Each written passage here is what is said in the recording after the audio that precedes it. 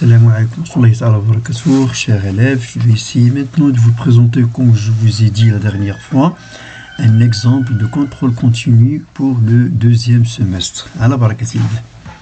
Donc on commence normalement les séries d'exercices par les restitutions des connaissances. Alors on vous propose parmi les suggestions suivantes, indiquer celles qui sont justes. On vous demande de savoir est-ce que les récepteurs sensitifs, il y en a dans la peau. Bien sûr, la peau, parmi les organes sensoriels, les 500 organes sensoriels, le nez, les oreilles, la langue, etc., ils contiennent des récepteurs sensitifs qui normalement reçoivent l'influx nerveux. Alors, on vous demande est-ce que le cerveau est impliqué dans tous les réflexes. Il n'est impliqué dans aucun réflexe parce que normalement, si on détruit le cerveau d'une grenouille cérébrale, normalement, il va faire des mouvements, donc il n'a rien à voir avec les réflexes médiocres. Donc la réponse, elle est fausse. La grenouille spinale est une grenouille décérébrée, bien sûr. Décérébrée, c'est-à-dire enlever le cerveau.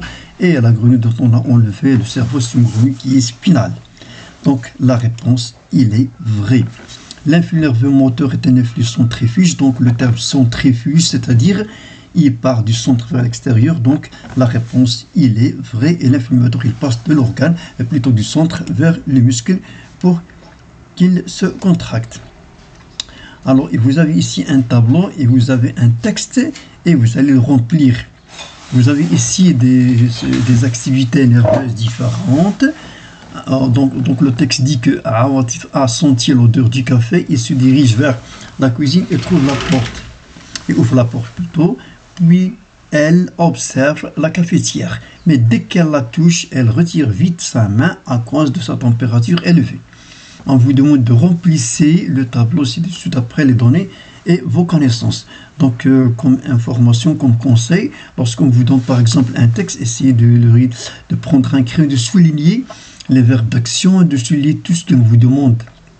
Ici, je vous ai écrit remplissez, c'est-à-dire vous allez remplir par ce qui est à l'intérieur de ce texte-là. Donc, on vous demande de remplir les verbes d'action qui sont dans ce texte-là, ainsi que le nom de l'activité de chaque verbe d'action et le lieu de naissance de l'influx nerveux et la nature de l'influx nerveux.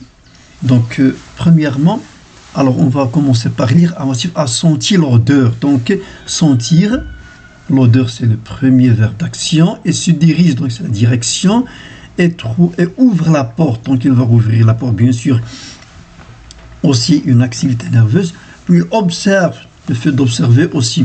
C'est une activité nerveuse, la cafetière, mais dès qu'elle la touche, voilà, elle retire vite sa main à cause de sa température élevée. Donc, commençons par le premier verbe, le verbe sentir, et on a la direction se diriger, et puis le fait d'ouvrir la porte, c'est une activité, le fait d'observer la cafetière, et le fait de la toucher aussi, c'est un verbe d'action, et puis, enfin, retirer la main vite. Donc le nom de l'activité nerveuse, sentir, c'est concernant la sensibilité consciente, plutôt le nom de l'activité, c'est l'odorat. Et la direction se diriger, donc on va se déplacer, donc on va effectuer des mouvements, donc c'est la motricité volontaire. Le fait d'ouvrir la porte aussi, c'est une motricité volontaire. L'observation entre l'activité des sensibilités conscientes. Et le fait de toucher aussi, retire vite la main, c'est quelque chose de réflexe, donc c'est un réflexe, un mouvement involontaire. Alors, le niveau de la naissance de l'influx nerveux pour l'odorat, bien sûr, au niveau de l'organe récepteur, c'est le nez. Pour la direction, la motricité, donc comme vous le connaissez, en invention de Landau se trouve la zone ou bien l'aire de la motricité volontaire. Aussi, on vous a donné déjà la réponse. Pour l'observation, la naissance de l'influx, ça se fait au niveau de l'œil, c'est-à-dire exactement la rétine. Pour le fait de toucher au niveau de la peau, et les réflexes, bien sûr, c'est la peau qui y est excitée et qui va transmettre l'influx nerveux vers le centre. La nature de l'influx nerveux pour le nez, normalement, c'est sensitif et centripe, c'est-à-dire vers le centre. De l'aire motrice, c'est centrifuge. Aussi, la même réponse. Pour l'œil, c'est centripète vers le centre. La peau aussi. Et ici, la sensibilité, sensitif et moteur, les deux. Alors, ici, on vous demande de mettre une croix dans la case convenable. Alors, vous avez le nerf sensitif et le nerf moteur. Qui transmet l'information provenant du système nerveux central? Est-ce que c'est le nerf sensitif ou le nerf moteur? Donc, c'est un influx nerveux qui part du centre vers l'extérieur. Donc, c'est un nerf moteur qui va transmettre cet influx nerveux. Reliés aux récepteurs sensoriels, ce sont bien sûr les nerfs sensitifs. Il transmet l'information du système nerveux central, transmet l'information au système, donc vers le centre. Donc c'est sensitif et provoque une contraction musculaire. Il provient du centre, c'est le cerveau, puis vers l'extérieur. Donc c'est un nerf moteur. Donc ici vous avez des mots et vous allez les relier avec ces définitions convenables. L'excitabilité, l'une des propriétés des muscles, c'est quoi? C'est l'excitabilité. Donc il est la capacité de recevoir une stimulation et d'y répondre. La contractilité, c'est-à-dire les muscles, lorsqu'on l'excite, ils se contractent. Donc c'est la capacité de se contracter en présence d'une stimulation appropriée. Et l'élasticité, c'est-à-dire le muscle, lorsqu'on l'excite et bien lorsqu'on suspend une masse à l'extrémité du muscle, il s'étire.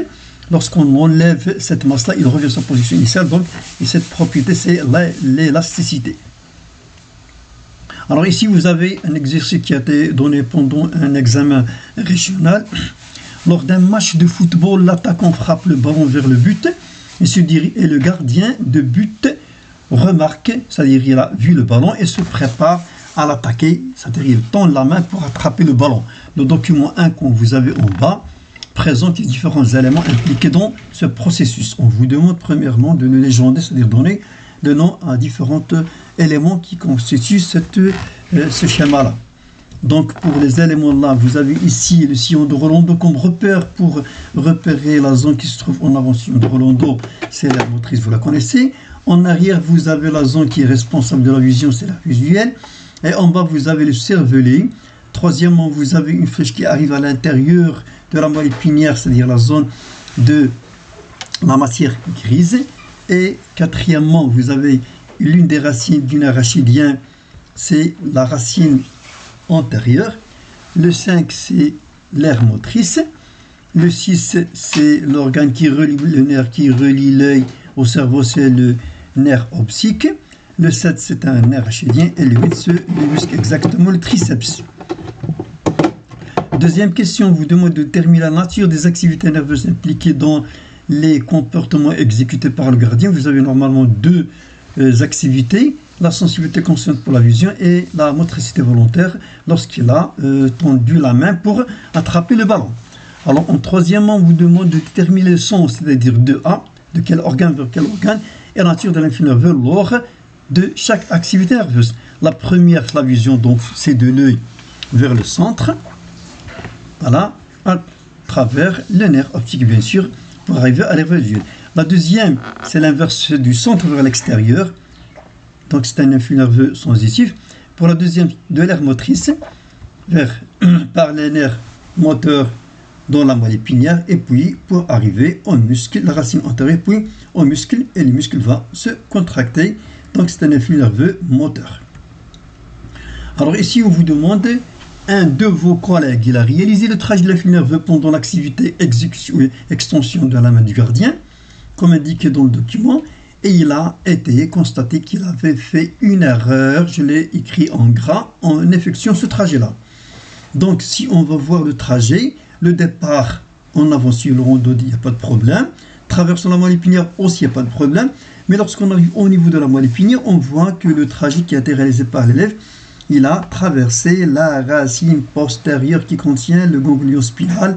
Et c'est une racine, normalement, comme vous le savez, il contient les fibres sensitives, pas les fibres moteurs. Donc le trajet, il est faux.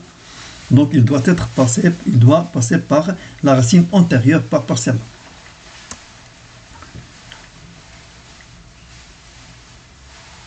Voilà. Alors, déterminez en justifiant votre réponse l'erreur commise, on vient de la dire. Maintenant, on vous demande de réaliser le bon trajet sous forme d'un schéma, comme on l'a dit tout à l'heure. Donc, le départ, il est juste. Et puis, vers la moelle épinière, il n'y a pas de problème. Et puis, lorsqu'on arrive à la moelle épinière, il doit traverser la racine antérieure par la racine postérieure pour aboutir et arriver au muscle. Et le muscle va se contracter. Et monsieur le gardien va attraper le ballon. Pour connaître le rôle des racines du nerf rachidien, on réalise une série d'expériences. Sur celles-ci, section et excitation ont été réalisées. Regardez bien le document 2, répondu aux questions.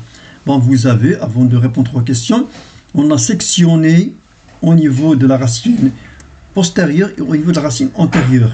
On a excité la partie, ou bien le bout central en A et le bout périphérique en D, le bout central en B et le bout périphérique en C. Et on va vous demander de remplir le tableau suivant. Donc si on a par exemple une excitation au niveau A, c'est-à-dire au niveau A, ici, que va-t-il se passer?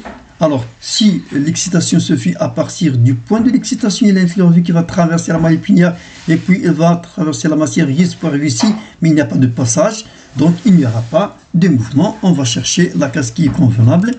Donc c'est celle-là, une sensation et paralysie. Sensation parce qu'il y a déjà une fibre nerveuse qui est ici, il peut transmettre la fibre nerveuse vers le cerveau en haut et on peut sentir une sensation quelconque de douleur par exemple, sinon une excitation. Alors l'excitation en B, si on excite ici, la fibre nerveuse ne va pas revenir en arrière, il avance dans cette direction, c'est-à-dire les fibre nerveux sont centrifuges, mais il y a une section ici, donc il n'y aura ni mouvement ni sensation, donc c'est la case première, perte de sensation et de paralysie. La section, bien l'excitation on C, donc on C si on excite ici, comme vous le savez, le fibre nerveux il a un sens centrifuge, donc il peut partir du point de l'excitation vers le nerf rachidien, puis vers le muscle, il y a contraction du muscle. C'est pour cela qu'il y a une perte de sensation, on ne peut pas se sentir, mais il y a un mouvement. Et en D, c'est-à-dire en D ici, je pense qu'il n'y a rien, parce que ni le fil nerveux passe par ici, ni il va revenir en arrière, donc il n'y a ni sensation, ni paralysie, c'est-à-dire pas de mouvement. Alors, merci pour votre attention et bon courage pour tout le monde. Et vous avez une citation ici de Jules Verne qui dit: la science, mon garçon, est faite d'erreurs, mais d'erreurs qu'il est bon de commettre, car il mène peu à peu à la vérité. Bon courage et à la prochaine fois, Inch'Allah.